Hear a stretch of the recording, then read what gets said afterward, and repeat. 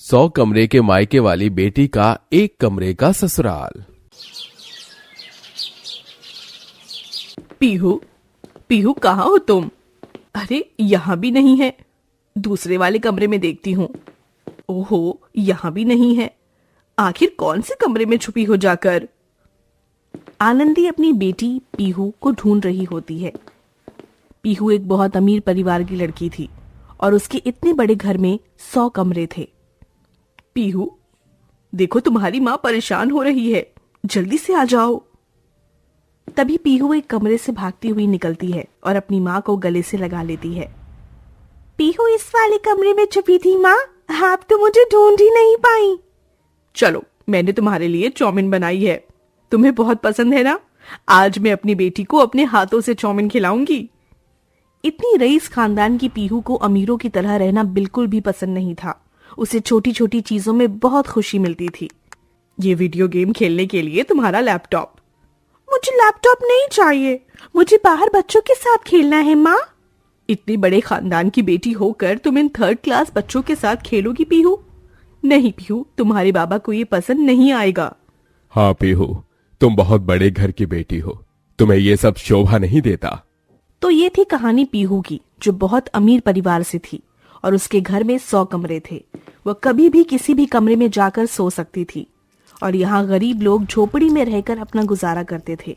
वक्त के साथ अब पीहू बड़ी हो जाती है और पीहू का नाम पीहू से पायल हो जाता है। ओ, सुबह हो गई, मेरा तो आज पहला दिन था कॉलेज का। लेट भी हो गई हूँ, अब मैं कैसे जाऊंगी कॉलेज? पायल की माँ आनंदी उसे बाकी के कमरों में ढूंढ रही थी और पायल 100 कमरों में से एक कमरे के अंदर से नींद से जागकर बाहर आती है। पायल, तुझे कितनी बार बताया है, जिस भी कमरे में सोती है एक बारी मुझे बता दिया कर। देख, तेरा नाश्ता लाते लाते ठंडा हो गया। मैंने भी तो आपको कितनी बार कहा है कि आप मेरे लिए नाश्ता लेकर मत आया करो। चलो, अभी से लेकर चलो, मैं इतने में कॉलेज के लिए रेडी होती हूँ और नाश्ते की टेबल पर आती हूँ। पायल कुछ ही देर में फ्रेश होकर कॉलेज के लिए रेडी हो जाती है और नाश्ते की टेबल पर पहुंच जाती है, जहां वो बैठते ही अपने नौकर से कहती है, हरीश, जाओ मेरी रेड वाली कार निकालो, मुझे कॉलेज के लिए देर हो रही है। और माँ, नौकरों से कहो कि मेरा नाश्ता जल्दी से टेबल पर लगा दें। पायल अपने घर की इकलौती बेटी थी और उसकी फरमाइश सबसे पहले पूरी की जाती थी। हमारी राजकुमारी उठ गई। हाँ, आज तो राजकुमारी का पहला कॉलेज का दिन है। हाँ बाबा, लेकिन कॉलेज के लिए मैं लेट हो गई हूँ। राजकुमारी, ठाकुरों के परिवार की इकलौती बेटी हो तुम, तुम्हें कोई चूक भी कर दे तो कहना। जाओ बेधड़क अपने कॉलेज। बाबा, मुझे ये राजकुमारी वाली जिंदगी नहीं चाहिए। Why not a normal life? Not princess life? पायल ऐसा कहकर अपना बैग उठाती है और कार में बैठकर कॉलेज के लिए निकल पड़ती है। रास्ते में एक कीचड़ भरा रास्ता आता है, जिसके किनारे से एक विपिन नाम का लड़का जा रहा होता है। हे प्रभु, हे परमेश्वर, आज तो मैं बहुत ज्यादा लेट हो गया हूँ कॉलेज के लिए। कहीं टीचर मुझे क्लास से बाहर न कर दे। एक तो विपिन लेट था, ऊपर से पायल की तेज कार की वजह से सारा कीचड़ उसके ऊपर आ जाता है। अरे ओ अमीरजादी, अपने आप को समझती क्या है? लेकर गाड़ी मेरे ऊपर चढ़ गई। अरे सारा गंदा कर दिया मुझको। आगे जाकर पायल गाड़ी रोकती है और विपिन की ये हालत देखकर उससे माफी मांगती है। माफ कर दीजिए मुझसे बहुत बड़ी भूल हो गई। कॉलेज का पहला दिन था, इसलिए मैंने ध्यान नहीं दिया। आप मेरी गाड़ी में बैठ जाइए, आपको जहाँ छोड़ना होगा मैं छोड़ दूंगी। विपिन पायल की माफी मांगने पर अपने गुस्से को शांत कर लेता है। वहीं किस्मत से वह दोनों एक ही कॉलेज में जा रहे होते हैं, जिसके चलते पायल उसे अपनी कार में बिठा लेती है। मुझे माफ करना, मैंने तुम्हें कुछ ज्यादा ही बोल दिया था। मैं समझ सकती हूँ, कुछ अमीर बहुत ज्यादा अकड़ू और बदतमीज किस्म के होते हैं, लेकिन मैं उनकी तरह नहीं हूँ। अगर तुम्हारी जगह मैं होती तो मैं भी ऐसे ही बोलती। विपिन को पायल का यह स्वभाव बहुत अच्छा लगता है। वहीं अब एक ही कॉलेज में विपिन और पायल का रोजाना मिलना शुरू हो जाता है। वहीं पायल को विपिन पहली नजर के बाद से ही पसंद आने लगता है।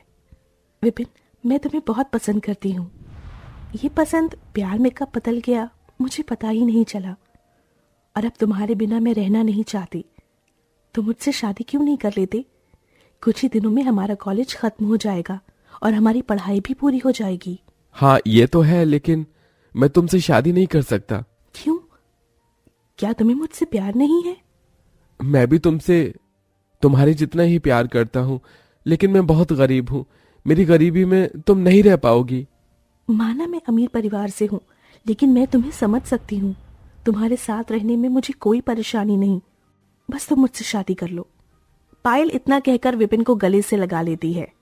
विपिन पायल के प्यार में पिघल जाता है और इसके बाद दोनों मंदिर में शादी कर लेते हैं। सबसे पहले पायल अपनी शादी के बारे में बताने अपने मायके जाती है।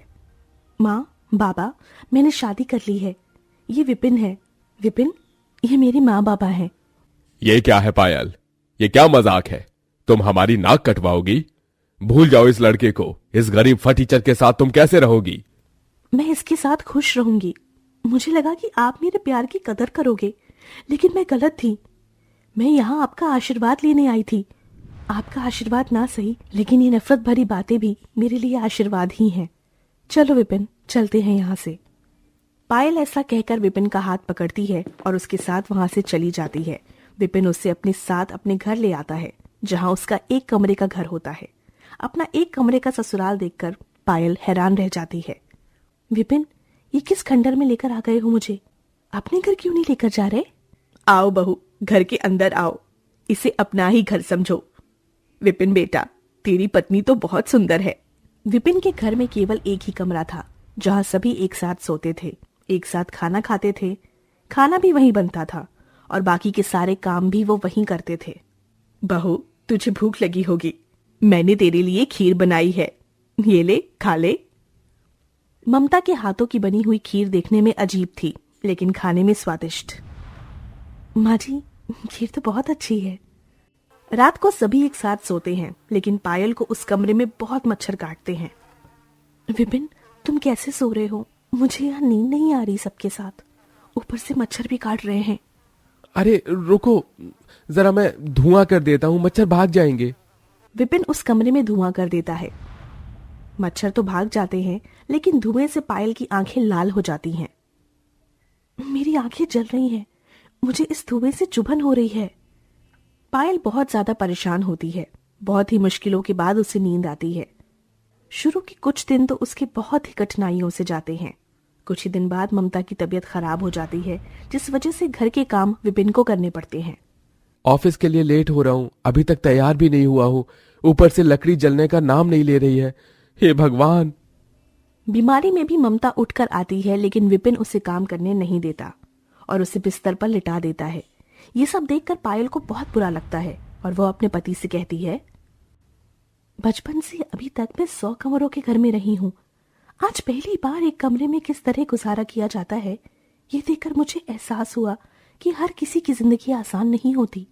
आप ये सब छोड़िए, कमाने नहीं चाहोगे तो घर चलाना मुश्किल हो जाएगा। मैं खाना बनाती हूँ।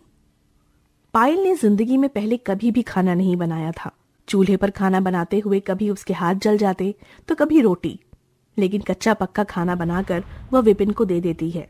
देखते ही देखते अब वह घर की जिम्मेदारियों को समझती है और घर के सारे काम अपने आप करने लगती है। एक ही कमरे में खाना बनाना, साफ सफाई करना, बर्तन धोना और सोना, इन सब की उसे आदत पड़ जाती है। एक दिन पायल को उसकी माँ और बाबा देखने आते हैं। मेरी बेटी इतनी बड़ी कब हो गई मुझे पता ही नहीं चला। जहां उसकी मर्जी और उसके मन के हिसाब से दिया जाता था, आज वो एक ही कमरे में किस तरह गुजारा कर रही है। तुम्हें तुम्हारे ससुराल को ऐसा संभालते हुए देख मुझे बहुत अच्छा लगा। मैंने जो कुछ भी कहा उसके लिए मुझे माफ कर देना बेटी, लेकिन अब मैं तुम्हारी मदद करना चाहता हूँ। शादी तो तुमने अपनी मर्जी से कर ली, लेकिन दहेज में मैं तुम्हें एक घर देता हूँ जिसमें तुम्हारा परिवार सुखी से रह सकता है। दुष्यंत अपनी बेटी को एक घर की चाबी देता है, जिसमें अब पायल अपने पति विपिन और अपनी सास ममता के साथ खुशी खुशी रहने लगती है।